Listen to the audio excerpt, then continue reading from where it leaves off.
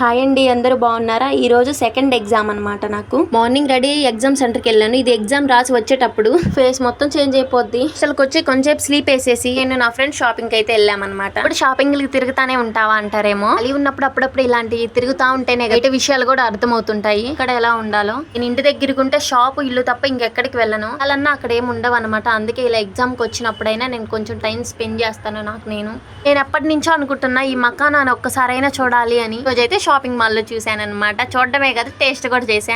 మామూలుగా వీడియోస్ లో ఓమ్మ చాలా కాస్ట్ చెప్తారు. ప్యాకెట్ వచ్చి 90 పడ్డది. విషయం మర్చిపోయాను, నన్ను షాపింగ్ తీసుకెళ్ళిందే మా అన్న. నేను నా ఫ్రెండ్ మా అన్న ముగ్గురం కలిసి వెళ్ళాము. అన్న పాపం ఆ షర్ట్ తీసుకున్నాడు, కానీ వచ్చేటప్పుడు బిల్ వేయించేటప్పుడు ఆ షర్ట్ మర్చిపోయాం మేము. నిజానికి వీళ్ళిద్దరిని కూడా నేనే తీసుకొచ్చా. కొన్ని టాప్స్ అయితే కొనుక్కోవాలనిపించింది అనమాట, అందుకనైతే తీసుకొచ్చాను. ఎన్ని వెతికానోలే, కానీ అవన్నీ మనకి సెట్టే కాదు. మన పల్లెటూరులో వేసుకుంటూ నవ్వుతారు.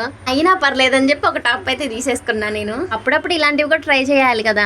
ఒక విషయం అయితే అర్థమైంది, నాలాంటి వాళ్ళకి షాపింగ్ మాల్స్ కుదరదు. చిన్న చిన్న షాపుల్లోకి వెళ్ళి బేరాలు ఆడి అలాంటికైతే సెట్ అవుతుంది. ఈ బ్యాగ్ చాలా బాగుంది కదా. అలా వీడియో చూసారు కదా, ఒక లైక్ ఇవ్వచ్చు కదా వీడియోకి.